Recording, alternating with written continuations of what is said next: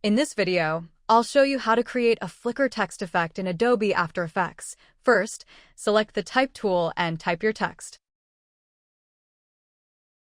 Then, customize the text the way you like. Next, expand the text layer. Go to Animate and select Opacity. Now, set the opacity value to 0. Then, click on Add, go to Selector and choose Wiggly Selector. Expand Wiggly Selector 1. Scroll down and set wiggles/second to 50. Now your flicker effect is ready. To stop the effect, move the playhead to the point where you want it to stop. Turn on keyframes for opacity and set the value to 0. Then move a little forward and set it to 100.